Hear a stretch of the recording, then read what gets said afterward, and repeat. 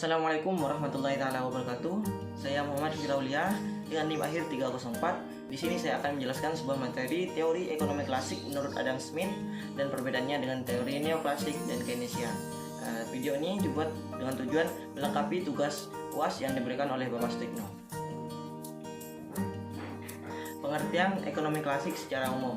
Ekonomi klasik secara umum dianggap sebagai aliran modern pertama dalam sejarah pemikiran ekonomi. Pemikir dan pengembang utama aliran ini adalah Adam Smith, Jean-Baptiste Say, David Ricardo, Thomas Malthus, dan John Stuart Mill.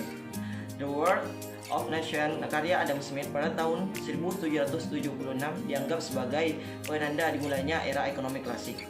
Aliran ini mengemukakan hingga pertengahan abad ke-19 dan kemudian digantikan oleh ekonomi neoklasik yang lahir di Britania Raya pada tahun 870. Definisi ekonomi klasik diperdebatkan oleh sejumlah pakar, terutama pada periode 1830 sampai dengan 1870-an, dan berkelanjutan ke ekonomi neoklasik setelah ekonomi klasik. Awalnya dicetuskan oleh Karl Marx untuk merujuk pada ekonomi Ricardian, aliran ekonomi yang dikembangkan oleh David Ricardo dan James Mill, serta pendahulunya. Namun penggunaan istilah ini kemudian diperluas untuk merujuk pada semua pengikut Ricardo.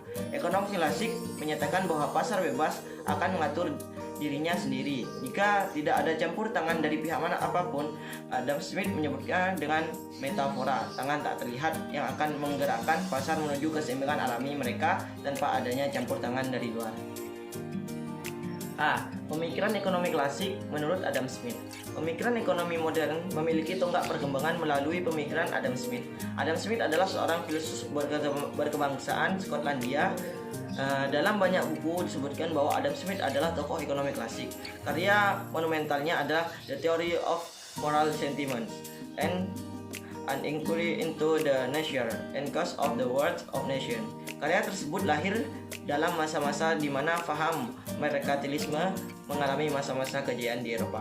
Sebaliknya, faham merkantilisme tersebut membuat sengsara negara-negara di benua Afrika dan Asia. Di antara kedua karya Smith tersebut, buku yang kedua kemudian lebih terkenal dengan The World of Nation, menjadi momentum migrasi pemikiran ekonomi dan merkantilisme ke ekonomi klasik. Sebagai sebuah kelaziman, munculnya sebuah teori senantiasa dilatar belakangi adanya kelemahan dan kefakiran yang ada pada teori sebelumnya. Kelemahan dan kefakiran ini juga dapat diartikan sebagai sebuah tidak relevannya sebuah teori karena adanya progresivitas bergerak dan tingkah laku manusia yang semakin dinamis, sehingga sebuah kebenaran yang pernah diakui dalam tata kehidupan menjadi sebuah ketidakbenaran pada masa berikutnya. Ketidakbenaran inilah yang kemudian menimbulkan sebuah ruang baru bagi tumbuh berkembangnya pemikiran-pemikiran baru yang menjadi embrio bagi timbulnya teori baru. Dalam hal ini, apa yang dilakukan Smith pada dasarnya adalah melakukan kritik terhadap teori dan penerapan merkantilisme. Dalam kehidupan ekonomi, berbagai kelemahan dalam merkantilisme kemudian oleh Smith dilakukan kritik dan menyampaikan hal baru yang lebih relevan dan dinamika yang terjadi dalam melakukan sebuah kajian mengenai sebuah pemikiran. Maka mengacu pada pendapat Richard Rorty, terdapat 4 genre yang umumnya digunakan dalam historiography of philosophy. Yang pertama yaitu historical reconstruction, yang kedua rational reconstruction, yang ketiga Yestergates, and yang keempat lexicography. Perbedaan teori ekonomi klasik dengan neoklasik dan Keynesian. Teori klasik. Meskipun teori pertumbuhan ekonomi mempunyai tujuan yang sama, yaitu untuk meningkatkan perekonomian di suatu negara, namun tak lepas dari itu, masing-masing teori pertumbuhan ekonomi mempunyai perbedaan yang signifikan. Teori ekonomi klasik yang dikemukakan oleh ahli Adam Smith dan David Ricardo. Adam Smith berpendapat bahwa pertumbuhan ekonomi sangat dipengaruhi oleh jumlah penduduk. Smith berpendapat bahwa proses pertumbuhan output total dan pertumbuhan ekonomi. Menurut David Ricardo, pertumbuhan ekonomi dipengaruhi oleh kemajuan teknologi dan akumulasi modal yang cukup. Maka peningkatan produktivitas tenaga kerja akan tercapai, sehingga dalam hal ini pertumbuhan ekonomi akan tercapai. B. Kaum ekonomi neoklasik dan Robert Solow. Robert Solow berpendapat bahwa pertumbuhan ekonomi ialah urutan kegiatan yang berasal dari 4 faktor utama, yaitu manusia, akumulasi modal, teknologi modern, dan hasil, Sedangkan menurut pemikiran Schumpeter, dalam pertumbuhan ekonomi bawah dasar dari proses pertumbuhan ekonomi ialah proses inovasi yang dilakukan oleh para inovator dan wirausahawan. Kaum klasik memfokuskan pertumbuhan penduduk terhadap pertumbuhan ekonomi, sedangkan aliran kaum neoklasik memfokuskan kemajuan teknologi dan peningkatan keahlian tenaga kerja terhadap pertumbuhan ekonomi. Teori ekonomi klasik terlalu percaya dengan faktor produksi alam seperti tanah dan kekuatan pasar, sedangkan teori ekonomi neoklasik mulai menyadari akan pentingnya teknologi dan manusia dalam pertumbuhan ekonomi dan mulai dibutuhkannya peranan pemerintah. Yang C yaitu aliran kaum Keynes terdapat pada pasar barang. Menurut kaum Keynes, pada pasar barang tidak mungkin akan kekurangan produksi atau kelebihan produksi dalam jangka waktu yang lama, sehingga selalu terjadi pasar bersih atau pasar yang dalam keadaan equilibrium. Hal ini jika pada suatu waktu terjadi kelebihan atau kekurangan produksi, maka mekanisme pasar akan secara otomatis mendorong kembali perekonomian tersebut pada kondisi di mana tingkat produksi total masyarakat atau penawaran agregat maka akan memenuhi permintaan total masyarakat secara tepat. Selain itu, perbedaan terdapat pasar tenaga kerja. Dalam hal ini kaum klasik menganggap bahwa di pasar tenaga kerja hanya di pasar barang. Apabila harga tenaga kerja atau upah cukup fleksibel, maka permintaan tenaga kerja selalu seimbang dengan penawaran tenaga kerja. Dengan demikian, mereka yang mengganggu adalah mereka yang tidak bersedia bekerja, dan tingkat upah yang berlaku mereka bisa juga disebut pengangguran yang sukarela. Berbeda dengan Keynes, menurut kaum Keynes, pasar tenaga kerja jauh dari kata seimbang karena upah tidak pernah fleksibel, sehingga pemerintah dan penawaran hampir tidak pernah seimbang, sehingga pengangguran sering terjadi. Analisa Keynes, pengangguran bisa terjadi terus-menerus. Perbedaan teori klasik dan Keynes terdapat dalam hal uang. Adalah Keynes tidak setuju dengan pendapat klasik bahwa permintaan uang yang ditentukan oleh kebutuhan transaksi, di mana transaksi ini dipengaruhi oleh volume barang, harga barang, dan kecepatan perputaran uang. Kelebihan dan kekurangan teori klasik.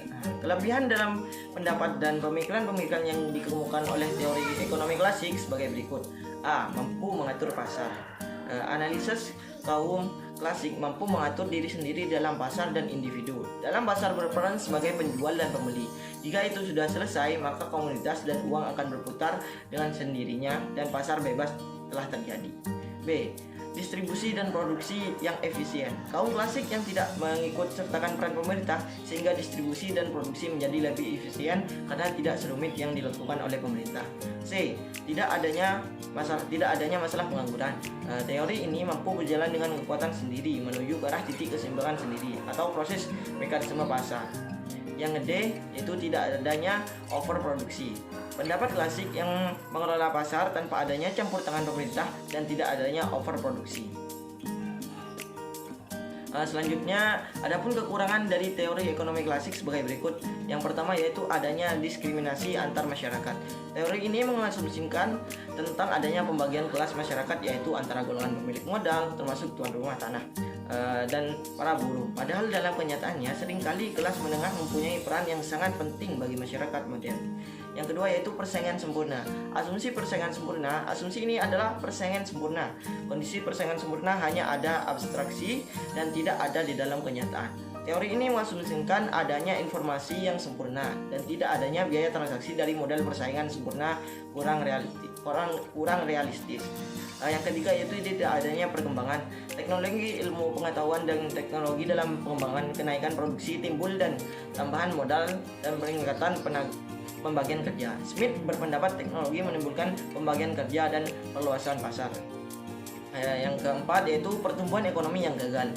Proses pertumbuhan yang tidak realistis. Teori klasik mengasumsikan sebuah keadaan stasiun di mana ada perubahan tetapi di sekitar titik equilibrium. Kemajuan berjalan mulus dan terus menerus seperti sebatang pohon. Hal ini ternyata tidak memuaskan karena seperti yang terlihat sekarang, proses pertumbuhan ekonomi terbukti tidak berjalan secara mulus dan berkesinambungan.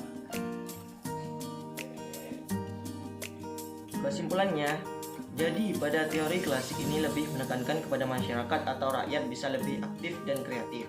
dalam mengembangkan perekonomiannya karena mereka lebih efisien dan tidak serumit apa yang dikembangkan oleh pemerintah. Teori klasik tidak mengikut sertakan campur tangan pemerintah. Pemikiran Smith terhadap manusia memiliki dorongan alami dari diri mereka sendiri untuk mendapatkan kehidupan yang lebih baik karena pada dasarnya mereka memiliki sifat tidak pernah puas atas apa yang mereka capai. Analisa yang dikembangkan Adam Smith dan David Ricardo terhadap teori pertumbuhan ekonomi klasik tentu mempunyai kelebihan dan kelemahan tertentu. Kelebihan teori ini adalah mampu mengatur pasar, distribusi dan produksi yang efisien, dan tidak ada masalah pengangguran serta tidak ada overproduksi.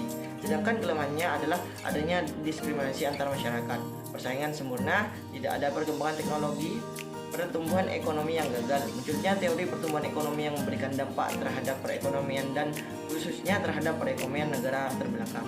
Para petani, pedagang, dan produsen menurut Smith dapat menolong pengembangan perekonomian dengan meningkatkan produktivitas dalam bidang masing-masing. Karena negara terbelakang tidak ada perekonomian pasar bebas. Dampak yang diberikan teori ini terhadap pertumbuhan ekonomi memberikan prospek peningkatan pertumbuhan ekonomi. Prospek teori ekonomi klasik merupakan salah satu upaya dan tujuan yang akan dilakukan oleh teori ekonomi ini. Produksi yang meningkat maka akan mendapatkan pendapatan, maka dalam hal ini dapat mengurangi pengangguran serta overproduksi tidak akan timbul serta kesempatan masyarakat akan lebih mudah tercapai. Demikian pemaparan video dari saya, kurang lebihnya mohon maaf. Wassalamualaikum warahmatullahi wabarakatuh.